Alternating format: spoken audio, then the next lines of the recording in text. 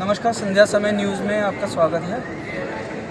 आज हम geological park survey of India के इस जो हमारा इंटरनेशनल भीमराव अंबेडकर का जो सेंटर है, यहाँ पे आज हम खड़े हैं।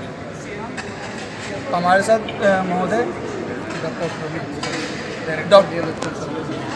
डॉक्टर प्रवीण पंकज जी हैं।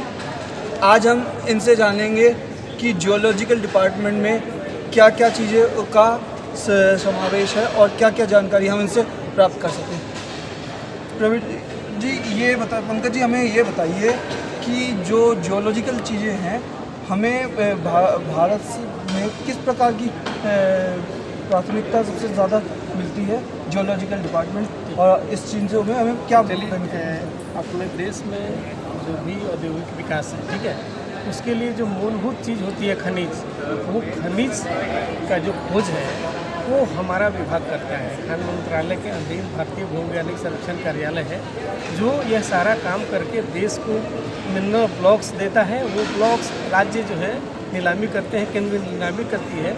उसके बाद नीलामी के तहत डिफरेंट खनिज जो है अलग अलग कंपनियां उसको प्राप्त करती हैं। वो फिर वो खनिज निकाल करके देश को देते हैं। डिफरेंट मेटल्स को निकालते हैं, डिफरेंट नॉन मेटल्स को निकालते हैं।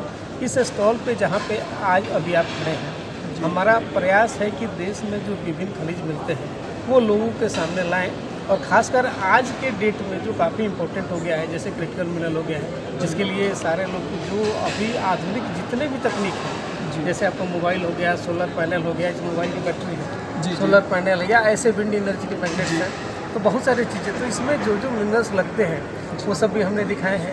अयोध्या में जो राम मंदिर बना है, राम मंदिर के अंदर जो डिफरेंट चट्टानें लगाई गई हैं वो भी यहाँ पर प्रदर्शित की गई है, जिसको कि आप देख सकते हैं।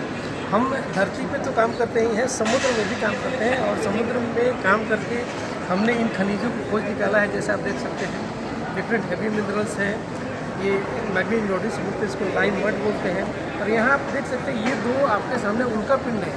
उल्का पिंड वैसी चीज़ है जो धरती के बाहर से आते हैं, और जब ये धरती पे गिरते हैं तो आने के टाइम में जलते हुए आते हैं। जैसे कि आपको इस इधर दिख रहा होगा सामने में, ये सरफेस जला हुआ है, और इसी का दूसरा कितना परसेंट इसका बर्निंग होता है? जब कितना परसेंट पूरा बाहर से पूरा बर्न हो जाता है, ठीक है। और जब गिरता है तो टूट जाता है, तो जब टूटता है तो इधर वो दूसरे साइड आप देखेंगे, इसमें आपको फ्रेश सरफेस दिखेगा।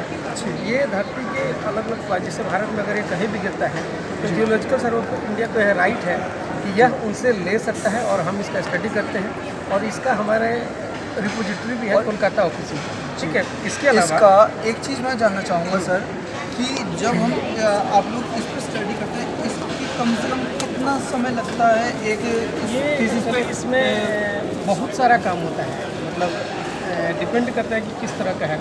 जैसे हम लोग थिन सेक्शन बनाएंगे, पाउडर बनेगी, केमिकल एनालिसिस का बहुत सारे काम है, तो टाइम का कैसा कुछ डिफाइन नहीं रहता है। हम डिपेंड करता है कि उसमें है क्या, उसके बेसिस पे उसका रिक्वायरमेंट देखा जाएगा, तब वो विशेष नाइस होगा। उसी तरह से इस स्टॉल पे आपको ये जो आप चार देख रहे हैं, ये चारों पत्थर आपको जैसे कि पता है कि लिथियम जो आज के डेट में कितना महत्वपूर्ण है, और पूरा देश लिथियम खोज रहे हैं, तो ये चारों ऐसे हैं जिसमें लिथियम मिले हैं। ये कश्मीर वाला लिथियम है जो 2 साल पहले काफ़ी चर्चा में ऐसा ऐसी लिथियम, ये वही है, यही वो सेंट्रल बॉक्साइट के अंदर लिथियम मिलता है।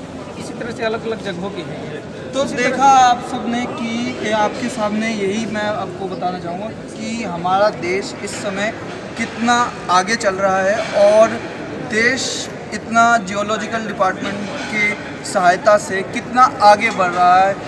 इसी के साथ मैं अभय बनर्जी संध्या समय से अपनी वाणी को विराम देते हुए